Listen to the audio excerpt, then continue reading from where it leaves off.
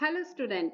आज का हमारा टॉपिक है कक्षा 7 का विषय सामाजिक विज्ञान इतिहास हमारा भारत 2। चैप्टर नंबर बी है 2। हम इसमें जानेंगे दक्षिण के राज्य कौन कौन से, चालुक्य, पल्लव और चोल। हम इनके बारे में विस्तार से पढ़ेंगे। चालुक्य जो था राजवंश, उसकी 3 शाखाएं थी, बादामी, वेंगी और कल्याणी। ये दक्षिण भारत के राज्य है। हमने पिछले अध्याय में पढ़ा था चैप्टर में कि हर्षवर्धन जो था वो उत्तर भारत का सबसे शक्तिशाली शासक था, लेकिन वो नर्मदा नदी को पार नहीं कर पाया। वहां पर उसको पुलकेशिन द्वितीय से हार का सामना करना पड़ा था, यानी कि पुलकेशिन द्वितीय ने उसको नर्मदा नदी को पार नहीं करने दिया, क्योंकि उत्तर भारत में तब उन्हीं का राज्य था। अब उत्तर भारत में और कौन कौन से वंश हुए थे, हम इन सब के बारे में इस चैप्टर में विस्तार से पढ़ेंगे। यहां से स्टार्ट होता है हमारा चालुक्य।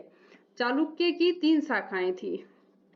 पहले हम देखते हैं कि इनका राज्य विंध्याचल पर्वत से लेकर कन्याकुमारी तक का विशाल प्रदेश दक्षिण प्रदेश या दक्षिणापथ कहा जाता है। जो इंपॉर्टेंट है यहाँ पर अंडरलाइन कर दूंगी मैं उनको, लेकिन बाद में क्वेश्चन में भी बता दूंगी। 7वीं से 13वीं शताब्दी तक यहाँ अनेक राजवंश चालुक्य, पल्लव, राष्ट्रकूट, चोल, पांड्य आदि थे। दक्षिण के इन राज्यों ने भारतीय सभ्यता एवं संस्कृति के उदय होने में महत्वपूर्ण योगदान दिया था। इस अध्याय में हम चालुक्य, पल्लव और चोल शासकों का वर्णन करेंगे। चालुक्य वंश के अभिलेखों के आधार पर 3 शाखाएं मानी जाती है। कौन कौन सी है? इन शाखाओं को हम सूर्यवंशी और चंद्रवंशी भी बताया गया है, और ये 3 शाखाएं हैं हमारी बादामी या वातापी, यानी कि इन दोनों नामों से हम इसको जान सकते हैं। पहली शाखा को बादामी या वातापी के नाम से, और दूसरी थी पूर्वी और वेंगी, यानी कि, और तीसरी है चालुक्य और कल्याणी, यानी कि तीनों शाखाओं के ही 2-2 नाम है, तो हमें दोनों ही नाम याद रखने होंगे। पहली है बादामी या वातापी, दूसरी है पूर्वी या वेंगी, और तीसरी है कल्याणी या चालुक्य। चालुक्य वंश की मूल शाखा कौन सी है? बादामी अथवा वातापी है। देखा, यहाँ दोनों ही नाम आए हैं ना। बादामी के चालुक्यों को प्रारंभिक चालुक्य के नाम से भी पुकारा जाता है, और उनकी एक वेंगी शाखा पृष्ठपुर के पूर्वी चालुक्य, ये कुछ खास नहीं है यहाँ पे, ये हम आगे पढ़ लेंगे। यहाँ से स्टार्ट करते हैं। संभवतः ये चालुक्य शुरुआत में अयोध्या में रहते थे और कुछ कारणों से दक्षिण में चले गए थे, लेकिन फिलहाल जब हम कर रहे हैं तो जिस समय के बारे में कर रहे हैं तब उत्तर भारत का हर्षवर्धन शक्तिशाली शासक था, तो दक्षिण भारत में ये थे। तो पहली है हमारी बादामी के चालुक्य, जिन्हें हम वातापी के चालुक्य भी कहते हैं। तो इन्होंने 6वीं सदी के मध्यकाल से लेकर 8वीं सदी के मध्यकाल तक के प्राय 200 वर्षों तक दक्षिणापथ में से एक विस्तृत साम्राज्य का निर्माण किया। डॉक्टर DC सरकार ने उनको स्थानीय कन्नड़ परिवार का माना है, जिनको बाद में क्षत्रियों में स्थान प्रदान किया गया। उन्होंने अपने वंश के इस नाम को चलक, चलिक अथवा चलुक नाम के किसी प्राचीन व्यक्ति से प्राप्त किया और चालुक्य कहलाने लगे। यानी कि ये नाम उनको कहाँ से मिला? चलक, चलिक अथवा चलुक नाम के किसी प्राचीन व्यक्ति से। इस वंश का पहला शासक, ये ध्यान रखिएगा, कौन था? जयसिंह था। उसके पश्चात उसका पुत्र रणराग सिंहासन पर बैठा। रणराग का पुत्र पुलकेशिन प्रथम 535 ईस्वी से 566 ईस्वी तक इसने राज किया था, जिसने वातापी के किले का निर्माण किया था। किसने किया था? पुलकेशिन प्रथम ने। उसने उसे अपनी राजधानी बनाया। उसका उत्तराधिकारी कीर्तिवर्मा प्रथम था, जिसने कदम, कोंकण, नल आदि राजवंशों के राजाओं को परास्त किया, अपने राज्य का विस्तार किया। उसकी मृत्यु के पश्चात उसका भाई मंगलेश ने गद्दी के उत्तराधिकारी पुलकेशिन द्वितीय का संरक्षक बनाकर शासन किया। यानी कि उसकी मृत्यु हुई थी जब पुलकेशिन द्वितीय काफी छोटा था, इसलिए मंगलेश को उसका संरक्षक बना दिया, और उसके पश्चात पुलकेशिन द्वितीय जो था वो शासक बना, जिससे नर्मदा नदी के तट पर हर्षवर्धन का युद्ध हुआ था, और उसको हर्षवर्धन को हार का सामना करना पड़ा था। अच्छा, ये भी देख लेते हैं हम कि ऐहोल कर्नाटक के बीजापुर में स्थित बादामी के निकट बहुत प्राचीन स्थान है। यहाँ से पुलकेशिन द्वितीय का 634 ईस्वी का एक अभिलेख प्राप्त हुआ है और इसलिए इस अभिलेख का नाम क्या है? ऐहोल अभिलेख। इसके रचयिता कौन है? जैन कवि रवि कीर्ति। और इसमें पुलकेशिन द्वितीय की विजयों का ही वर्णन है। तो अब देखते हैं, पुलकेशिन द्वितीय ने 610 से 42 ईस्वी तक शासन किया था और इसने अपने चाचा मंगलेश, जो कि इसके संरक्षक के रूप में लगाया गया था, ये बड़ा हो गया था, उसके बावजूद भी इसके चाचा ने इसको सिंहासन यानी कि गद्दी नहीं सौंपी, तो इसको झगड़ा करके यानी कि लड़ाई युद्ध करके उससे गद्दी लेनी पड़ी। और शासन के प्रारंभ में संघर्ष कठिनाइयों का आरंभ हुआ था और दक्षिण में इसने कदम्बों, कोंकण के मौर्यों और उत्तर के गुर्जरों को परास्त किया था, यानी कि उनको हराया था। उसने, ये आ गया ना, उसने उत्तर भारत के महान सम्राट हर्षवर्धन को भी हराया था।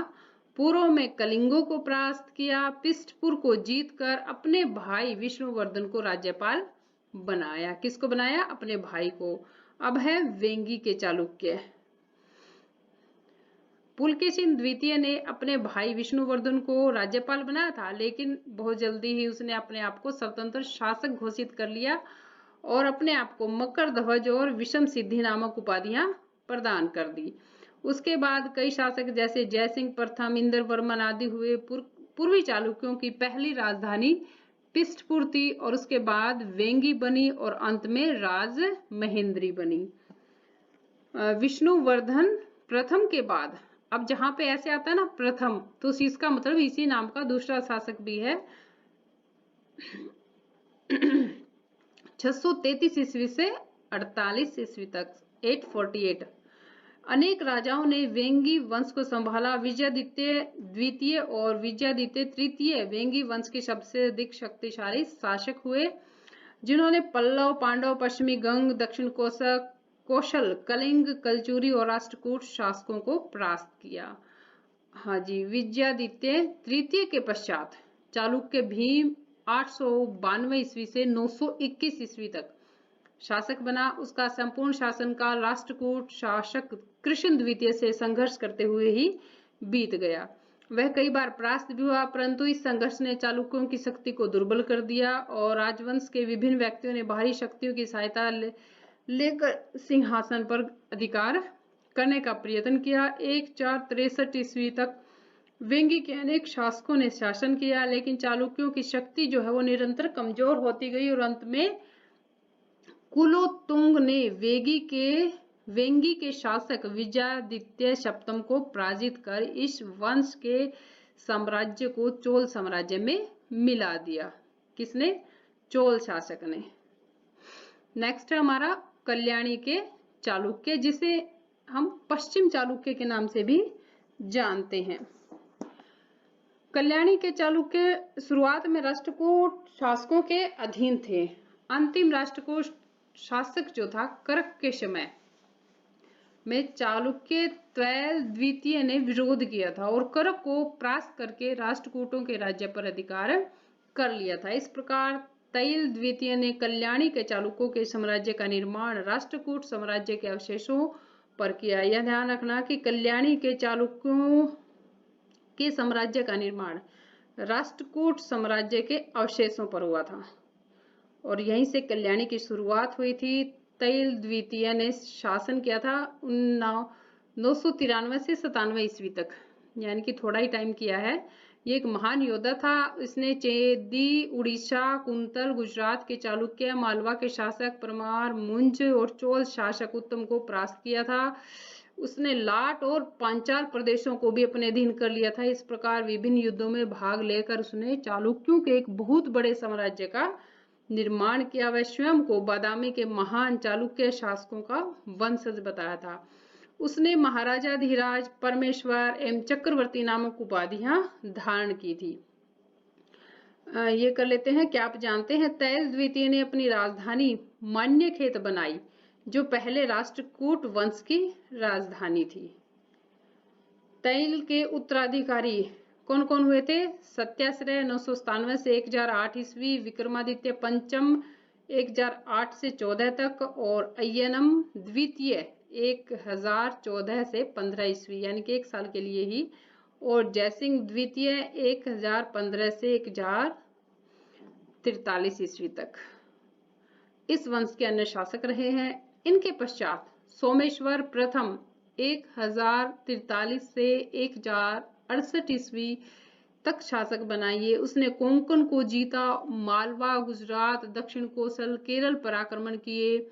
कलचुरी शासक राजाधिराज ने सोमेश्वर की राजधानी कल्याणी को लूटने में सफलता पाई, परंतु वह संघर्ष करता रहा और अंत में एक युद्ध में राजाधिराज चोल जो था वो मारा गया। उसके भाई राजेंद्र चोल द्वितीय ने सोमेश्वर के आक्रमणों के विरुद्ध चोल राज्य की रक्षा करने में सफलता पाई और अंत में 1063 ईस्वी में सोमेश्वर की पराजय हुई। सोमेश्वर प्रथम के पश्चात सोमेश्वर द्वितीय 1068 से लेकर 1076 ईस्वी तक राज्य किया उसने, और उसके पश्चात विक्रमादित्य षष्ठ उसने 1126 तक, विक्रमादित्य ने अनेक राजाओं से युद्ध करके अपने राज्य का विस्तार किया। राज्य उत्तर में नर्मदा नदी और दक्षिण में कडप्पा तथा मैसूर तक फैला हुआ था उसका राज्य। विक्रमादित्य के पश्चात सोमेश्वर तृतीय 1126 से 1138 ईस्वी, उसके बाद जगदेव मल्ल 1138 से 51 ईस्वी तक तैल शासक हुए। तैल के समय में चालुक्य राज्य छिन्न भिन्न हो गया। इस वंश का अंतिम शासक सोमेश्वर चतुर्थ था और अंत में 1190 में यादव एवं होयसल शासकों ने इस साम्राज्य का अंत कर दिया। यहाँ पे है तालिका में, यहाँ पे आपको बादामी के राजा लिख लीजिएगा, यहाँ पर वेंगी के और यहाँ पर कल्याणी के। ये उनकी वंशावली है कि पहले राजा कौन बना, उसके बाद कौन, उसके बाद कौन, ऐसे स्टेप वाइज। चालुक्य शासकों की उपलब्धियां विशाल। अब हमने राजा पढ़े कौन कौन से थे? चालुक्य की 3 शाखाएं थी, तीनों शाखाओं के बारे में हमने पढ़ा। अब उन तीनों में क्या उनकी उपलब्धियां रही है वो हम पढ़ेंगे। कि विशाल साम्राज्य की स्थापना, चालुक्य वंश के शासकों ने दक्षिणा पथ में एक विशाल साम्राज्य स्थापित किया। इस वंश के शासकों में अनेक महान योद्धा भी हुए। उन्होंने उत्तर और दक्षिणी भारत के अनेक शासकों को परास्त करने में यानी कि हराने में सफलता पाई थी। पुलकेशिन द्वितीय और कुछ अन्य शासकों ने अश्वमेध यज्ञ भी किए थे। आर्थिक दृष्टि से ये संपन्न थे और कई अच्छे बंदरगाह भी थे जिनसे विदेशी व्यापार को बढ़ावा मिला।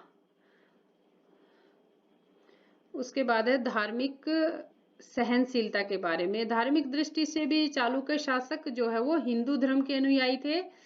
प्राचीन वैदिक धर्म के अनुसार अनेक यज्ञ किए इन्होंने और धार्मिक ग्रंथों की भी रचना की। विष्णु तथा शिव के मंदिरों का निर्माण करवाया। उनका व्यवहार सभी धर्मों के लिए उनका व्यवहार कैसा था? सहनशीलता वाला था। और जैन धर्म और बौद्ध धर्म की भी सहायता प्रदान की इन्होंने। मुंबई थाने जिले में पारसियों को बसने की आज्ञा दी, यानी कि सभी धर्मों का, सभी लोगों का सम्मान करते थे। और चालुक्य राज्य में 100 से अधिक बौद्ध विहार थे जिनमें 5000 भिक्षु निवास करते थे। अब है इनकी कला और स्थापत्य कला का विकास के बारे में। तो इसमें भी अच्छी प्रगति हुई थी और विशेषकर चित्रकला और ललित कला में अजंता के भित्ति चित्रों, भित्ति होता है दीवार पर बने हुए चित्रों में से कुछ का निर्माण चालुक्य शासकों के समय में हुआ था। चालुक्यों ने अपनी पृथक यानी कि अलग से एक वेशर शैली का भी निर्माण किया था। तो आप पिक्चर में देख सकते हैं गुफा, बादामी की गुफा मंदिर है ये, शिव मंदिर पट्टुदुक्कल का। वास्तुकला के क्षेत्र में चालुक्यों के समय में एक मुख्य विशेषता थी कि पहाड़ों और चट्टानों को काटकर बड़े बड़े मंदिरों का निर्माण होता था। उस समय हिंदू गुफा मंदिरों और चैत्य हालों का निर्माण किया गया। सम्राट मंगलेश ने वातापी में विष्णु के गुफा मंदिर का निर्माण कराया। बादामी, एलोरा, एलिफेंटा, औरंगाबाद, अजंता आदि में पर्वतों को काटकर ही सुंदर मंदिरों का निर्माण किया गया था।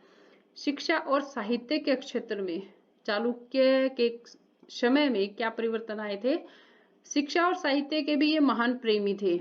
इन्होंने विद्यालय विश्वविद्यालयों का निर्माण करवाया था और लेखकों साहित्यकारों को अपने दरबार में जगह दी थी और संस्कृत भाषा को अधिक महत्व दिया था इन्होंने। उस समय अवलंक ने, ये ध्यान रखना इम्पोर्टेंट है, अवलंक विद्वान थे ये, इन्होंने अष्टशती की रचना की। विज्ञानेश्वर ने मिताक्षरा पुस्तक लिखी। कन्नड़ भाषा के ग्रंथ कविराज, शांति पुराण, गदायुद्ध आदि भी इसी युग में लिखे गए थे। विल्हण का विक्रमांक देव चरित, विल्हण ये भी विद्वान है, इनका लिखा हुआ है विक्रमांक देव चरितम। सोमदेव सूरी को वाक्यामृत इसी युग के लिखे हुए प्रमुख ग्रंथ है। लेखक और उनकी रचनाएं इंपॉर्टेंट होती हैं। उसके बाद है आर्थिक जीवन। लोगों का आर्थिक जीवन खुशहाल था। मुख्य व्यवसाय क्या था इनका? कृषि था। भू राजस्व भूमि की उपजाऊ भूमि पर आधारित था। उस समय गरम मसाले और बहुमूल्य लकड़ी का व्यापार किया जाता था।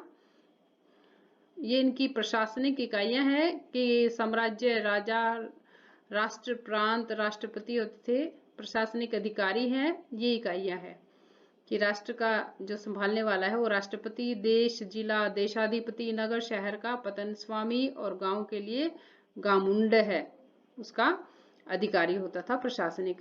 प्रशासनिक व्यवस्था कैसी थी? चालुक्यों की प्रशासनिक व्यवस्था कैसी थी? उच्च कोटि की थी और इकाई का केंद्र बिंदु जो था उसके पास असीमित शक्तियां थी। कौन होता था? शासक, और अपनी शक्तियों का प्रयोग जनता की भलाई के लिए ही करता था। उसके बाद है पल्लव वंश। भारत के सुदूर दक्षिण में पल्लव राजवंश का उत्थान हुआ। अभी हमने क्या पढ़े थे? चालुक्य, और अब है सेकंड स्टार्ट हो गई है इसकी। उसकी चालुक्यों की 3 शाखाएं थी, हमने वो कर ली। अब हम सेकंड कर रहे हैं पल्लव। तो पल्लव जो है वो कौन थे? भारत के सुदूर दक्षिण में पल्लव राजवंश का उत्थान यानी कि जन्म हुआ था और इस भाग को तमिल प्रदेश भी पुकारा गया है। सातवाहन वंश के पतन के बाद राज्य के दक्षिणी पूर्वी भाग पर पल्लव वंश ने अपना अधिकार कर लिया था और इन्होंने कांची को अपनी राजधानी बनाया था। पल्लव वंश के शासकों का ज्ञान हमें प्राकृत और संस्कृत ताम्रपत्रों, समुद्रगुप्त के प्रयाग प्रशस्ति से प्राप्त होता है और इनकी उत्पत्ति 3री सदी के अनुमान है कि 3री सदी में हुई थी। शिव स्कंद वर्मा, विष्णुगोप आदि इनके प्रारंभिक शासक थे। पल्लवों की महानता का काल कौन सा था? कि 6ठी शताब्दी के अंतिम चरण में उनके शासक सिंह विष्णु के समय में आरंभ हुआ था। अब ये देख लेते हैं कि तमिल शब्द जो है तोंडेयर को संस्कृत में पल्लव कहा गया है, यानी कि तमिल शब्द तोंडेयर का संस्कृत में अर्थ है पल्लव। पल्लव शासक कौन कौन से हुए थे? सिंह विष्णु है सबसे पहले, 576 ईस्वी से 600 ईस्वी तक। सिंह विष्णु एक महान शासक था। उसने कावेरी से कृष्णा नदी तक अपने साम्राज्य का विस्तार किया था। सिंह विष्णु ने साहित्य और कला को संरक्षण दिया, यानी कि इसकी सुरक्षा की। संस्कृत का महान कवि भारवी जो था उनके दरबार में था। उस समय महाबलीपुरम नगर जो था वो कला का केंद्र स्थान बन गया था। अवनी सिंह की उपाधि धारण की थी। उसने चोलों को पराजित कर चोल मंडलम पर अधिकार किया था। किसने? सिंह विष्णु ने। तो इसने कौन सी उपाधि धारण की थी? अवनी सिंह। नेक्स्ट है 600 से 630 ईस्वी, महेंद्र वर्मन प्रथम।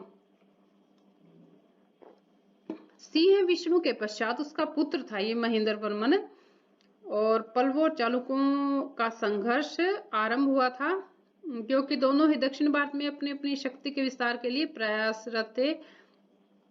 पल्लवों ने कदंबों के साथ मिलकर चालुक्य शासक पुलकेशिन द्वितीय की शक्ति के विस्तार को रोकने का प्रयत्न किया था और पल्लव राज्य पर आक्रमण किया। इस आक्रमण से पल्लव राजधानी कांची की सुरक्षा तो हो गई, परंतु पुलकेशिन ने उससे उसके उत्तरी प्रांत वेंगी को छीन लिया और अपने भाई विष्णुवर्धन को वहां का राज्यपाल नियुक्त कर दिया था।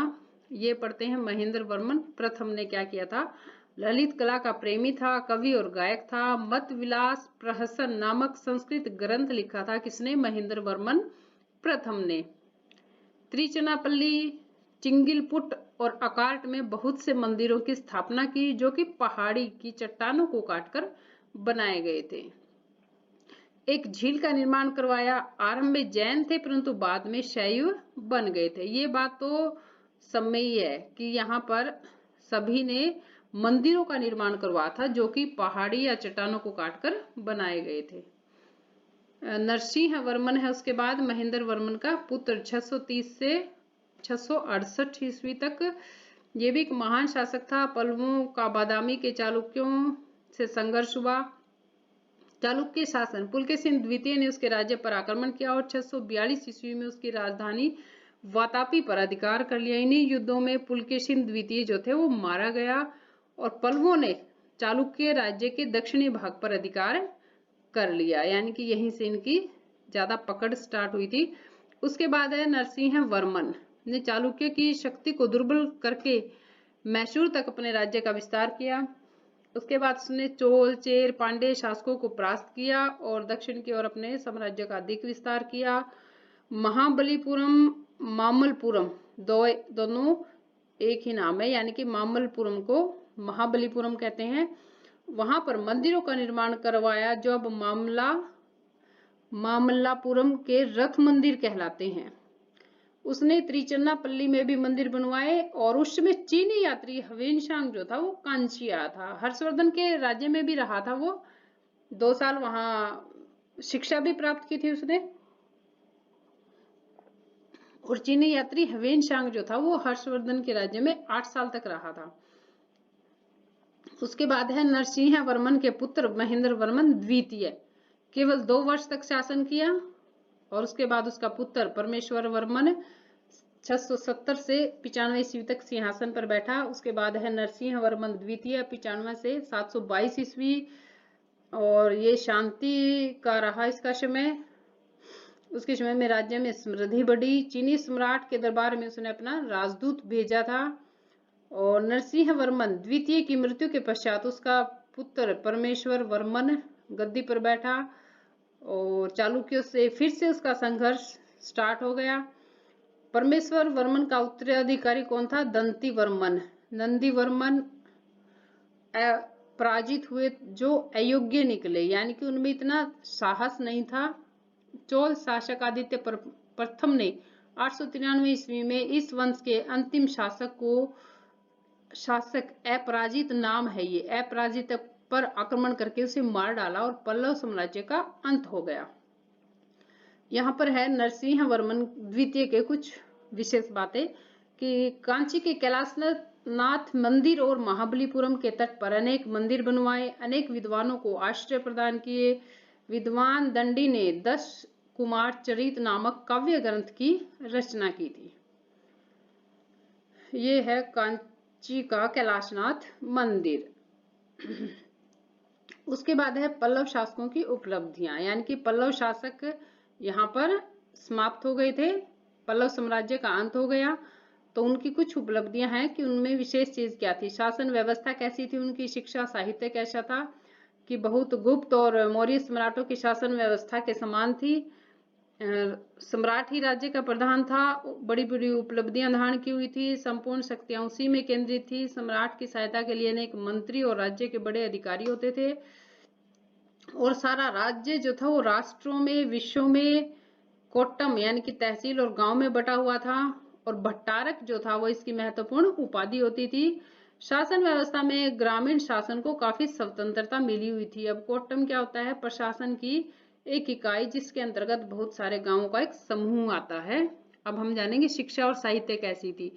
तो साहित्य में काफी प्रगति हुई। कांची के विश्वविद्यालय ने इस प्रगति में बहुत सहयोग दिया था, विद्वानों को आश्रय दिया। सम्राट सिंह विष्णु के समकालीन विद्वान भारवी को अपने दरबार में आने के लिए आमंत्रित किया और दंडी भी उनके संरक्षण में थे, यानी कि उनको अभी उन्होंने सम्मान किया था। और पल्लव शासकों के समय में संस्कृत के अतिरिक्त तमिल की भी प्रगति हुई थी। तमिल का कुरल नामक ग्रंथ इसी काल में लिखा गया था और पल्लवों द्वारा कांची के समीप एक मंडप में महाभारत के नियमित पाठ का प्रबंध भी करवाया गया था। उसके बाद है धर्म। धर्म जो है, पल्लव हिंदू धर्म को मानने वाले थे। विभिन्न यज्ञ किए गए। ब्रह्मा, विष्णु, महेश, लक्ष्मी आदि हिंदू देवताओं की मूर्तियों को मंदिरों में प्रतिष्ठित किया गया, यानी कि स्थापित किया गया। इन्होंने भी क्या किया था, मंदिर बनवाए थे और उनमें हिंदू देवी देवताओं की मूर्तियों को स्थापित किया था। संस्कृत साहित्य और हिंदू धर्म को भी इन्होंने सुरक्षा प्रदान की थी। कांची का विश्वविद्यालय दक्षिण भारतीय संस्कृति का प्रमुख केंद्र था। कौन सा? कांची का। कांची नगर हिंदुओं के 7 तीर्थ नगरों में से एक मानी जाती है। पल्लव शासक धार्मिक दृष्टि से उदार थे। जैन और बौद्ध धर्म के प्रति भी उनका व्यवहार अच्छा था। शैव और वैष्णव साहित्य की प्रगति हुई। जैन और बौद्ध धर्म को भी संरक्षण यानी कि सुरक्षा दी गई। कला एवं वास्तुकला। सुदूर दक्षिण में पाषाण वास्तुकला का आरंभ जो है पल्लव शासकों ने किया था, ध्यान रखना ये। और अनेक मंदिर बनवाए गए पहाड़ों की चट्टानों को काटकर, और जिनमें विष्णु, शिव, ब्रह्मा, हिंदू देवी देवताओं की मूर्तियां स्थापित की गई। मामल्लपुरम के शिव मंदिर, 5 पांडवों के मंदिर, वराह मंदिर इस समय की कला के सर्वश्रेष्ठ उदाहरण है। उनमें सुंदर मूर्तियां और चित्र भी बनवाए गए। नेक्स्ट है, ये उसी का है, त्रिमूर्ति, गंगा अवतरण की मूर्ति, दुर्गा मूर्ति, वराह मूर्ति, 5 पांडवों की मूर्तियां, देवी देवताओं, पशु पक्षियों के चित्र जो है वो ऐसे बनाए जाते थे जो बिल्कुल सजीव के जैसे लगते थे, मानो उनमें जीवन हो। अभी वो चल पड़ेंगे। इसलिए पल्लव काल में कला और वास्तुकला भारतीय कला के इतिहास में निसंदेह एक प्रकाशमान अध्याय है। सामाजिक और आर्थिक स्थिति कैसी थी? वर्ण व्यवस्था थी और वर्ण व्यवस्था के आधार पर ही कार्य बटे हुए थे। सामंत व्यवस्था का प्रचलन था। सामंतों का कृषि भूमि पर अधिकार था। सभी वर्ग सामान्यतः कृषि व्यवस्था से जुड़े हुए थे। व्यापार भी उन्नत था। कपास, गुड़, बहुमूल्य लकड़ी, गरम मसाले का आदि का व्यापार किया जाता था और नहरों, झीलों, तालाबों का निर्माण करवाया गया था और आय के लिए 18 तरह के कर लगाए गए थे अलग अलग। हाँ जी, इनके वंश के समाप्ति के बाद स्टार्ट हुआ चोल वंश। चोल वंश के प्राचीन राजवंशों में से एक था सुदूर दक्षिण के, और इनका संगम काल है 100 से 250 ईस्वी यानी कि 250 ईस्वी। चोल शासक शक्तिशाली थे। 200 वर्षों से अधिक समय तक चोलों ने तुंगभद्रा नदी के दक्षिण के सभी भूप्रदेशों और अरब सागर के बहुत से द्वीपों पर अपनी सत्ता को स्थापित रखा। शासन तथा सभ्यता के विकास की दृष्टि से दक्षिण भारत के इतिहास में महत्वपूर्ण स्थान बनाए रखा और इनको सूर्यवंशी माना जाता है चोलों को। चोल शब्द की उत्पत्ति तमिल भाषा के चूल से हुई है, जिसका अर्थ है भ्रमण करने वाले, जो पहले उत्तर भारत में रहते थे फिर दक्षिण में चले आए। और इसका श्रेष्ठ अर्थ श्रेष्ठ से भी निकाला जाता है। करिकाल शुरुआती शासकों में से एक महान शासक था। कौन? करिकाल, जिसने चोल साम्राज्य को उन्नति के शिखर पर पहुंचाया। कावेरी पट्टनम को राजधानी बनाया इसने, और कुछ वर्षों के बाद इसकी शक्ति जो थी वो कमजोर हो गई थी। ये क्या है? राज्य द्वारा निर्मित एतावत्तेश्वर मंदिर। उसके बाद है विभिन्न चोल शासक। भाई उसके बाद और कौन कौन से शासक हुए थे? विजयमाल 850 से 71 ईस्वी तक, 9वीं सदी इसका पुनः स्थापना में इसका योगदान था। पल्लव पांडवों के से संघर्ष का लाभ उठाया और इसने पांडवों से तंजौर को छीनकर उसे अपनी राजधानी बनाया। कावेरी की निम्न घाटी और कोलछन घाटी पर विजय प्राप्त की। ये विजयालय द्वारा निर्मित शिव मंदिर है चोलेश्वरम का। उसके बाद आदित्य प्रथम हुए 871 में 907 तक, और इसने क्या किया था? अपराजित को पांडवों के विरुद्ध संपूर्ण तोंड मंडल पर अपना अधिकार करके चोल वंश के स्वतंत्र राज्य की स्थापना की थी इसने। पश्चिमी गंगों को भी अपनी अधीनता स्वीकार करने के लिए मजबूर कर दिया था। उसने अपनी राजधानी तंजौर में अनेक शिव मंदिरों का निर्माण करवाया था। उसके बाद था प्रांतक प्रथम। इसने श्रीलंका और पांड्य शासक राजसिंह की सम्मिलित सेनाओं को परास्त करके अपने राज्य का विस्तार किया। और राष्ट्रकूट शासक कृष्ण तृतीय ने गंग शासक के साथ मिलकर चोल राज्य पर आक्रमण करके कमजोर कर दिया। 950 के बाद 952 85 ईस्वी तक चोल वंश के शासक काफी कमजोर रहे। उसके बाद था राजराजा प्रथम, 85 से 1014 ईस्वी तक राजराजा प्रथम ने चोल वंश की खोई प्रतिष्ठा को पुनः स्थापित किया। उसने अपने साम्राज्य को फिर से सुरक्षा प्रदान की। महान विजेता होने के साथ साथ वो कुशल प्रबंधक और कला साहित्य का संरक्षक भी था। राजेंद्र प्रथम 1014 से 1044 ईस्वी तक अपने पिता की तरह ये भी एक महान शासक था और उसने अपने पिता के साथ कई महत्वपूर्ण युद्धों में भाग लिया था। चोल साम्राज्य, राजेंद्र प्रथम को चोल साम्राज्य का स्तंभ कहा जाता है। अपने विस्तार के लिए उसने पांडवों, चेरों, श्रीलंका, चालुक्यों एवं बंगाल आदि पर विजय प्राप्त की। बंगाल और बिहार की विजय प्राप्त करके गगईंग कोंड की उपाधि धारण की। गगईंग कोंड चोलपुरम नामक राजधानी की स्थापना की। राजेंद्र चोल के उत्तराधिकारी को विभिन्न शासकों से लंबा संघर्ष करना पड़ा, जिसके कारण उसकी शक्ति कमजोर हो गई। और राजेंद्र चोल के बाद राजाधिराज राजेंद्र द्वितीय, वीर राजेंद्र यानी कि काफी सारे आदि शासक हुए, लेकिन कमजोर शक्ति होने के कारण चोल वंश का पतन आरंभ हो गया। और 1310 ईस्वी में अलाउद्दीन खिलजी के सेनापति मलिक काफूर ने चोलों के प्रदेश पर अधिकार कर लिया। अब है इनकी उपलब्धियां। शासन व्यवस्था कैसी थी? जैसे पीछे वालों की हमने की थी, इसी तरह इनकी भी देखेंगे हम। कुशल शासक प्रबंधक थे और सब में एक ही बात है कि जो मेन था, इनका हेड जो था वो शासन का, वो सम्राट ही होता था। सम्मानित उपाधियां ग्रहण करता था। तंजौर, गगई कोंड चोलपुरम, मूडी कोंडन और कांची समय समय पर विभिन्न चोल सम्राटों की राजधानियां रही है। चोल शासक निरंकुश होते हुए भी प्रजा की भलाई और सार्वजनिक हित के कार्य करते थे। चोल शासकों ने अपने समय में युवराज को चुनने और शासन में उसे सम्मिलित करने की परंपरा को आरंभ किया था। सम्राट का पद जो था वो पैतृक होता था। उसकी सहायता के लिए अनेक मंत्री अधिकारी होते थे। बड़ी बड़ी उपाधियां, जागीरें दी जाती थी। और अधिकारी जो थे दो तरह के थे, एक निम्न और एक उच्च। ऊपर की एक श्रेणी को पेरुनदेनम और नीचे की श्रेणी को शिरुदनम कहा जाता था। उड़न कुट्टम नामक कर्मचारी राजा का निजी सहायक था। ठीक है। व्यवस्थित असैनिक शासन संगठन की स्थापना की थी। उसके बाद है सैनिक व्यवस्था।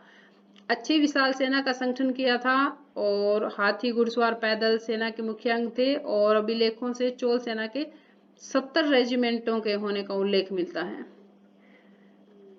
ठीक है। 60,000 हाथी, 1,50,000 सैनिक, अरब से श्रेष्ठ घोड़े मंगवाए जाते थे और बहुत धन व्यय होता था। सैनिकों की छावनियां भी होती थी। उन्हें शिक्षा अनुशासन का प्रशिक्षण दिया जाता था। सम्राट के अंगरक्षक जो थे वो पृथक होते थे, यानी कि अलग होते थे। उन्हें वेलायिक कारा पुकारते थे। योग्य सैनिकों और सरदारों को अक्षत्रिय शिरोमणि की उपाधि देकर सम्मानित किया जाता था। न्याय व्यवस्था कैसी थी?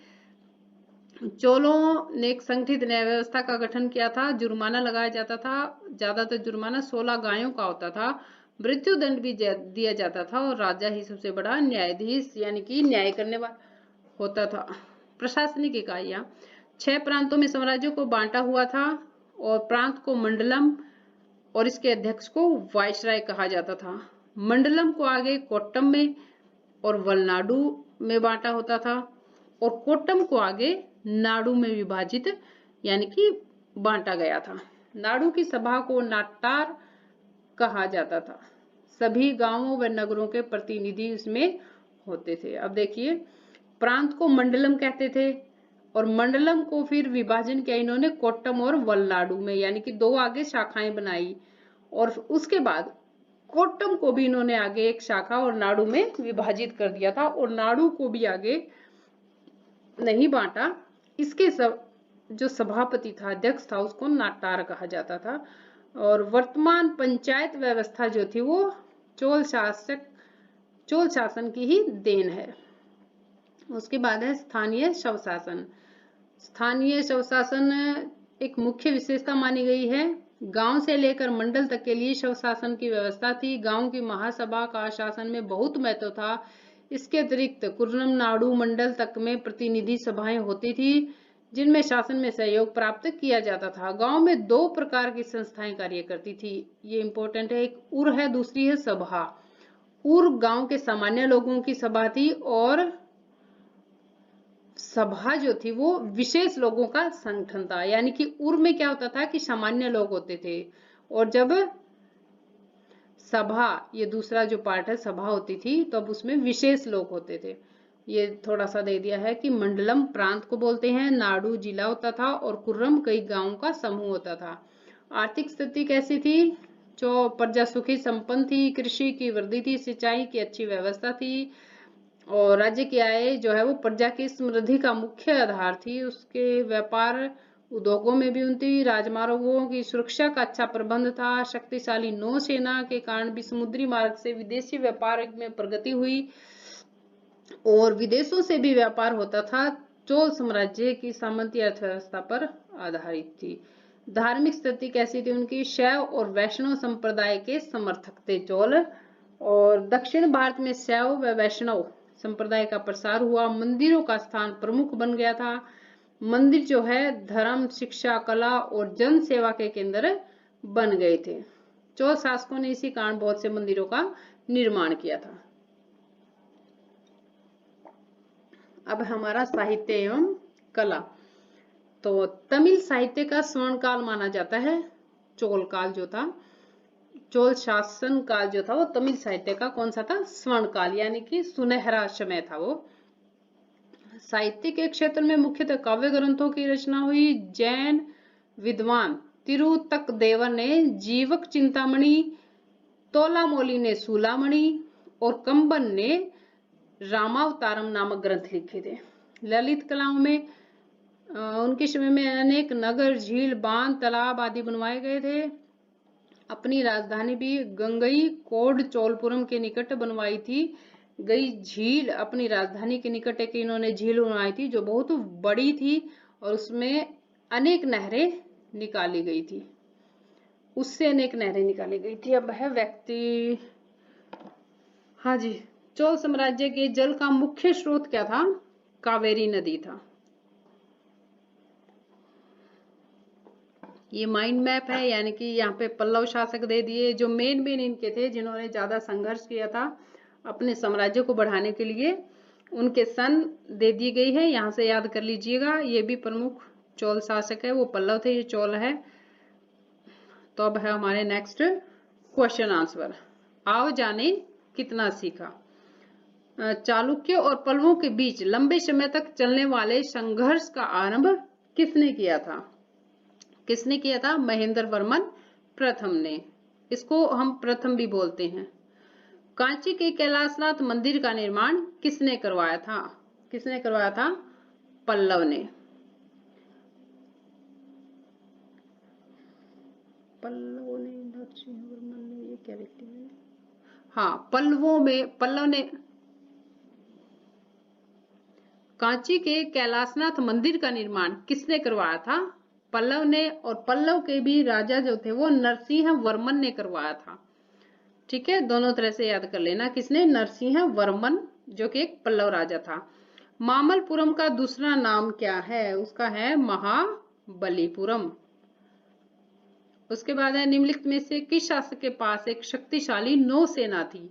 तो किस शासक के पास थी? चोल। ह्वेनसांग के कांची प्रवास के समय पल्लव शासक था, कौन था? नरसिंह वर्मन प्रथम। अब नेक्स्ट है हमारा रिक्त स्थानों की पूर्ति करें। चोल शासक शैव अथवा वैष्णव संप्रदाय के समर्थक थे। तोंडेयर को संस्कृत में क्या कहते हैं? पल्लव कहा गया है संस्कृत में। और अभिलेख का लेखक रवि कीर्ति जैन था। कौन से अभिलेख का? ऐहोल अभिलेख का, जो कि पुलकेशिन द्वितीय के युद्धों के बारे में जिस अभिलेख में वर्णन किया गया है, तो वो कौन सा अभिलेख था? ऐहोल अभिलेख, जिसको लिखा था रवि कीर्ति जैन ने।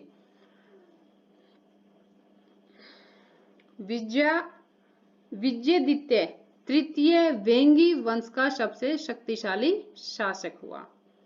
ठीक है, नेक्स्ट अब हमारा उचित मिलान करें।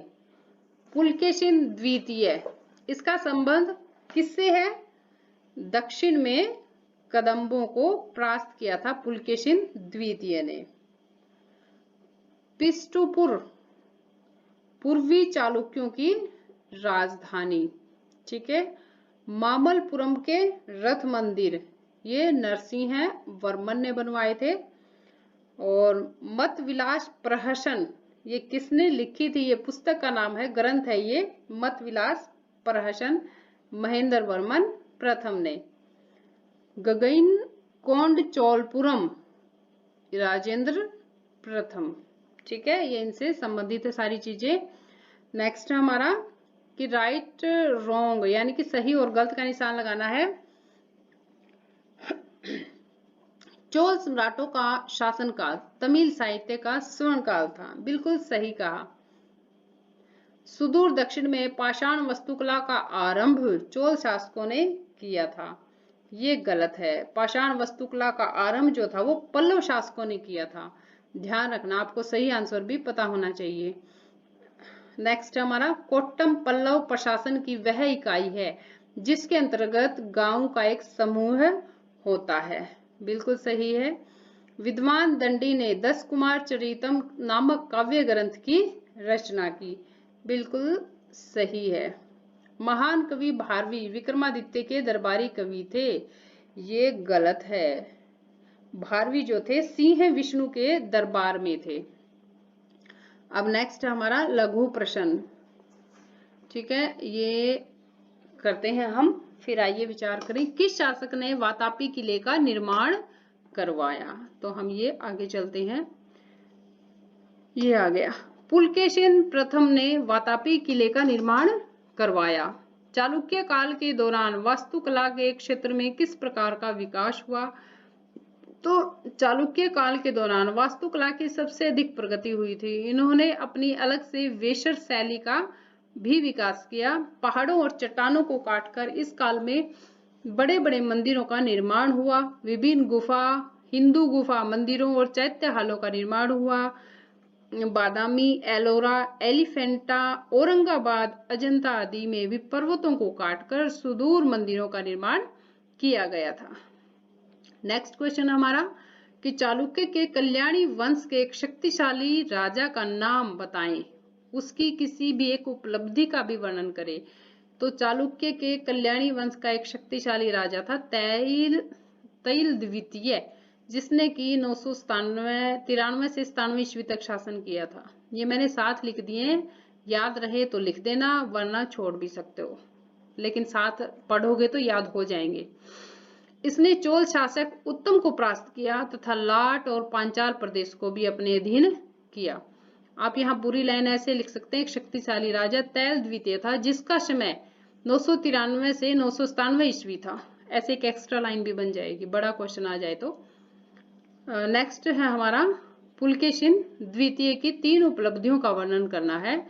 तो उसकी 3 उपलब्धियां हैं इसने 610 से 42 ईस्वी तक शासन किया था। पहली है दक्षिण में कदम्ब व उत्तर के गुर्जरों को परास्त किया था। पूर्व में कलिंगों को हराया था। उत्तर भारत के महान सम्राट हर्षवर्धन को भी इसी ने हराया था। नेक्स्ट है हमारा कि पल्लव काल में निर्मित मंदिरों की क्या विशेषताएं थी? तो पल्लव काल में अनेक मंदिर जो थे वो पहाड़ियों की चट्टानों को काटकर बनाए गए थे, जिनमें हिंदू देवी देवताओं ब्रह्मा, विष्णु, महेश, लक्ष्मी आदि की मूर्तियां स्थापित की गई थी। मामल्लपुरम के शिव मंदिर और वराह मंदिर कला के सर्वश्रेष्ठ नमूने हैं। अब आइए विचार करें। फर्स्ट क्वेश्चन है चोल काल की आर्थिक, धार्मिक और साहित्यिक दशा के बारे में संक्षिप्त वर्णन करना है। चोल काल की आर्थिक दशा।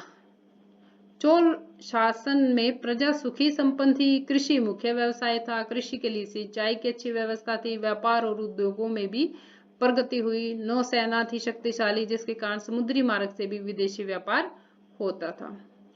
यह है कि जो तीनों ही शाखाएं थी चालुक्य, पल्लव और चोल की, तीनों में मेन बात ये थी कि तीनों में ही प्रजा सुखी संपन्न थी, कृषि मुख्य व्यवसाय था, व्यापार भी होता था। ये बातें सेम है सब में। चोल काल की धार्मिक दशा कैसी थी? चोल काल शासक में शैव और वैष्णव संप्रदाय के संरक्षण थे ये। इनके समय में अनेक मंदिरों का निर्माण किया गया। मंदिर ही धर्म, शिक्षा, कला और लोगों की सेवा के केंद्र बन गए थे। ठीक है। चोल काल की साहित्यिक दशा, तमिल साहित्य का स्वर्ण काल इसी समय को माना जाता है और साहित्य के क्षेत्र में अनेक काव्य ग्रंथों की रचना हुई थी। जैन विद्वान तिरुतकदेवर ने जीवक चिंतामणि, तोलामोली ने सूलामणि और कंबन ने रामावतारम नामक ग्रंथ लिखे थे। नेक्स्ट हमारा क्वेश्चन है कि कांची के पल्लवों और बादामी के चालुक्यों के बारे में चर्चा करें। तो कांची के जो पल्लव थे, पल्लव शासकों की उत्पत्ति का अनुमान 3री सदी है, लेकिन महानता का काल कौन सा है इनका? 6ठी सदी के अंतिम में सिंह विष्णु शासक से आरंभ हुआ था और इस वंश के प्रमुख शासक है महेंद्र वर्मन, नरसिंह वर्मन प्रथम, नरसिंह वर्मन द्वितीय। इन्होंने संपूर्ण राज्य को राष्ट्रों, विषयों यानी कि जिलों, कोट्टम यानी कि तहसील और गांव में बांटा हुआ था। भट्टारक इनकी महत्वपूर्ण उपाधि थी। पल्लव काल की कला और वास्तुकला भारतीय कला के इतिहास में निसंदेह एक प्रकाशमान अध्याय है। ये हिंदू धर्म को मानते थे, लेकिन जैन और बौद्ध धर्म को भी बढ़ावा दिया है इन्होंने। उसके बाद है हमारी बादामी के चालुक्य। बादामी के चालुक्यों ने 6ठी सदी के मध्य से लेकर 8वीं सदी के मध्य तक दक्षिणा पथ में एक बड़े साम्राज्य का निर्माण किया। इस वंश का प्रथम शासक कौन था? जयसिंह था और इस वंश के पुलकेशिन प्रथम ने वातापी के किले का निर्माण किया। पुलकेशिन द्वितीय ने उत्तर भारत के महान सम्राट हर्षवर्धन को हराया। जैन कवि रवि कीर्ति द्वारा रचित ऐहोल अभिलेख में पुलकेशिन द्वितीय की विजयों का वर्णन है। नेक्स्ट क्वेश्चन है हमारा, चालुक्य एवं पल्लव शासकों द्वारा शिक्षा एवं साहित्य के विकास के लिए किए गए प्रयासों की तुलनात्मक व्याख्या करें। तो देखिए, चालुक्य शासकों द्वारा शिक्षा और साहित्य के विकास में क्या क्या कार्य किए गए। चालुक्य शासक जो थे शिक्षा और साहित्य के महान प्रेमी थे। उन्होंने अनेक विद्यालय और महाविद्यालय बनवाए थे, संस्कृत भाषा को अधिक महत्व दिया था और साहित्यकार एवं लेखकों को अपने दरबार में जगह दी थी, यानी कि संरक्षण दिया था। उसमें अवलंक ने अष्टशती और विज्ञानेश्वर ने मिताक्षरा पुस्तक लिखी थी। विल्हण ने विक्रमांक देव चरित, देव सूरी ने वाक्यामृत इसी युग में लिखे गए इनके द्वारा प्रमुख ग्रंथ है। पल्लव शासकों द्वारा शिक्षा और साहित्य के विकास के बारे में, पल्लव शासकों के समय साहित्यिक प्रगति हुई थी। कांची के विश्वविद्यालय का इसमें बहुत बड़ा हाथ है, यानी कि सहयोग है। उन्होंने विद्वानों को आश्रय दिया था और सिंह विष्णु जो शासक था उसने भारवी को अपने दरबार में आमंत्रित किया था। विद्वान दंडी को भी राजकीय सुरक्षा प्राप्त थी। संस्कृत के अतिरिक्त तमिल साहित्य की भी प्रगति हुई थी। तमिल का कुरल नामक ग्रंथ इसी समय लिखा गया था। इन्होंने कांची के समीप एक मंडप में महाराष्ट्र भारत का नियमित पाठ का प्रबंध करवाया था। आप देखेंगे कि इनकी जो शासन व्यवस्था है उसमें थोड़ा सा परिवर्तन हो सकता है, लेकिन धार्मिक, साहित्य ये सारे ज्यादातर सबके सेम ही है। चोल के केंद्रीय और प्रांतीय शासन पर विश्लेषणात्मक टिप्पणी करें। अब चोल के शासन पर करना है हमें, केंद्रीय शासन पर। चोल कुशल शासक प्रबंधक थे और इसका जो शासन का प्रधान जो था वो सम्राट ही होता था। निरंकुश था, लेकिन प्रजा की भलाई और सार्वजनिक हित का कार्य करना अपना प्रमुख कर्तव्य मानता था। सम्राट की मदद के लिए मंत्री और बड़े अधिकारी होते थे। अधिकारी जो है वो 2 भागों में यानी कि उच्च और निम्न में बटे हुए थे। ऊपर की श्रेणी को पेरुदेनम और नीचे के अधिकारियों को शिरुदनम कहा जाता था। उड़न कुट्टम नामक कर्मचारी राजा का निजी सहायक था। चोल का प्रांतीय शासन कैसा था? पूरे साम्राज्य को 6 प्रांतों में बांटा हुआ था और प्रांत को मंडल में और इसके अध्यक्ष को वायसराय कहा जाता था। किसके? प्रांत का जो भाग है मंडल, उसके अध्यक्ष को। मंडल के भी कोट्टम और वलनाडु 2 भाग थे। कोट्टम का भी आगे नाडु भाग था। नाडु की सभा को नाट्टार कहा जाता था, जिसमें सभी गांवों व नगरों के प्रतिनिधि होते थे। नेक्स्ट है हमारा कि पल्लव शासकों के काल में वास्तुकला का विकास किस प्रकार हुआ। सुदूर दक्षिण में पाषाण वास्तुकला की शुरुआत पल्लव शासकों ने ही की थी। पल्लवों के समय में अनेक मंदिर पहाड़ों की चट्टानों को काटकर बनाए गए, जिनमें हिंदू देवी देवताओं ब्रह्मा विष्णु महेश लक्ष्मी जी की मूर्तियां स्थापित की गई। और मंदिर कौन से थे? मामल्लपुरम के शिव मंदिर, 5 पांडवों का मंदिर, वराह मंदिर सर्वश्रेष्ठ नमूने हैं कला के। त्रिमूर्ति, गंगा अवतरण की मूर्ति, दुर्गा मूर्ति, वराह मूर्ति, पशु पक्षियों के चित्रों का सजीवता से वर्णन चित्रण किया गया था, यानी कि उन चित्रों को देखकर ऐसा लगता था कि जैसे वो जीवित हो। अतः पल्लव काल की वास्तुकला भारतीय काल के इतिहास में एक प्रकाशमान अध्याय है। यहाँ पे हमारे ये अभ्यास कार्य के जो क्वेश्चन आंसर है वो चैप्टर के खत्म होते हैं। और नेक्स्ट वीडियो में मैं आपको पूरा जो चैप्टर के छोटे जितने भी क्वेश्चन बनेंगे, यानी कि एक मोटी मोटी सारी डिटेल उसमें दे दूंगी।